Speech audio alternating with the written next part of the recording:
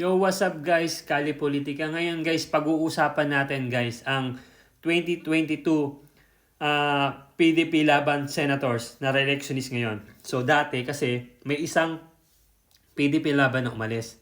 Ito yon si Tolentino guys. Nakita niyo yan? Si Tolentino. So sa current survey guys, si Tolentino, no, ranking niya 19 to 22. Tapos si Senator Bongo, ranking niya number 1.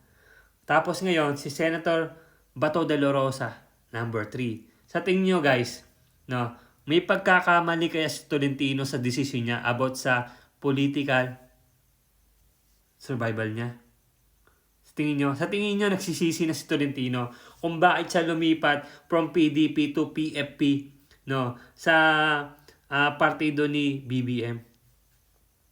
Kung ako kay Tolentino guys, ano yun wrong mistake yung ginawa niya, decision niya, no? So ngayon, naghahabol siya ng mga endorsement. Kanino? Ang pinakamataas na endorsement, hindi manggagaling kay BBM.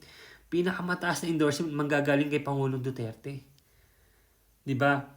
No, malalaman natin na mali ang decision ni Tolentino kasi makikita natin si Senator Bongo, number 1 pa rin. Tapos si Bato de la Rosa, from number 11 to 7 to 8, naging number 3 na. After na madala si Pangulong Duterte sa the Netherlands. Diba? Diba? So, ang pinakamalaki talagang endorsement, hindi nanggagaling kay BBM, kundi nanggagaling kay Pangulong Duterte talaga. Alam niyo kung bakit naging number 1 dati si Erwin Tulfo? Hindi dahil in-endorse siya ni BBM, dahil kilala siya ng tao. Investment niya yung pangalan niya mismo. Soto, Lacson, sa tingin nyo, pag in-endorse siya ni BBM, magna-number 1? Hindi. Kasi may pangalan na sila sa politika. Kaya kahit mag-independent sila, mananalo sana sila. No, so ngayon, mukhang alanganin sila kasi mukhang ang Visayas Mindanao, solid PDP laban. Kaya kailangan talaga ang PDP laban, i-campaign natin kada barangay.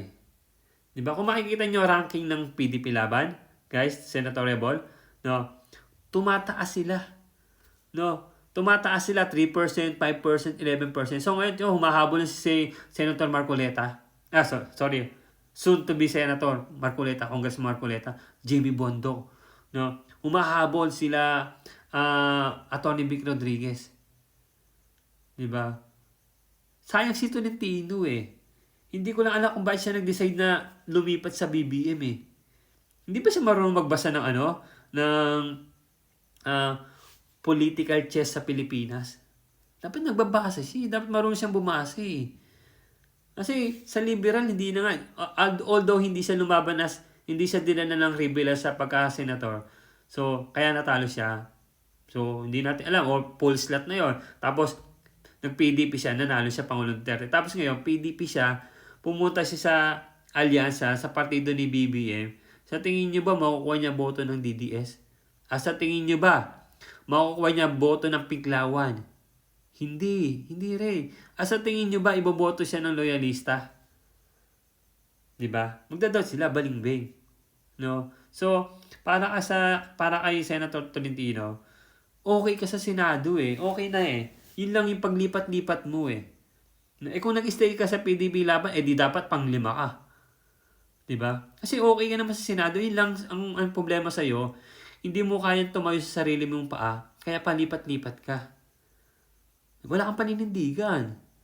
No, hindi hindi trash talk to kay Senator Tolentino. Ano lang to reaction ko sa'yo sa ginawa mo. Dapat nag-stay ka. No, wala akong sa'yo, nothing personal, just political. No, just political. So, dapat nag-stay ka, Tolentino. No? Alam naman natin, abogado, alam naman natin na mali yung ginawa nila BBM, nila Remulla Diba? Ba't hindi ka pa umalis sa alyansa? Iisipin mo, huli ng lahat. Hindi pa huli ang lahat. Kita mo si BP Sara, in-endorse si Amy Marcos, si Villar. Diba? Kung una pa lang, ipapadala pa lang si Pangulong Duterte sa Daneda, pumunta ka na agad sa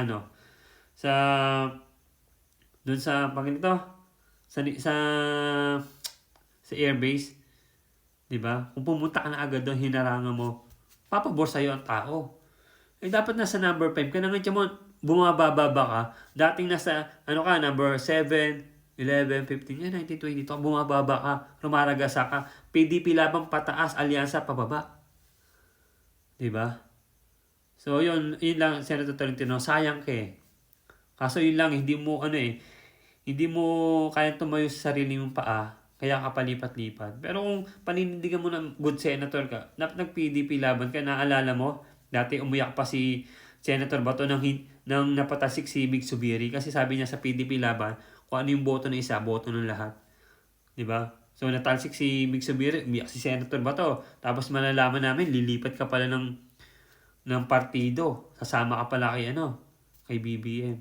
'Di ba? So nasa isip mo yun ng mga supporters ni Pangulong Duterte pati ng PDP laban. No, pinagkanulo mo sila. No, sayang Senator Tolentino, magaling sa Senado, yun lang. Yun lang sa'yo, na wala ka ng paninindigan. Hindi ka nag-stay sa partido mo. 'Di ba? Eh dapat ngayon, number 1, Bongo, number 3, Senator De La Rosa, pang 5 ka o pang 7 ka sana. Sinayang mo. Sayang. Gagraduate ka sa Senado. Yun lang. It's not personal, it's political. Kalye politika, pisyo.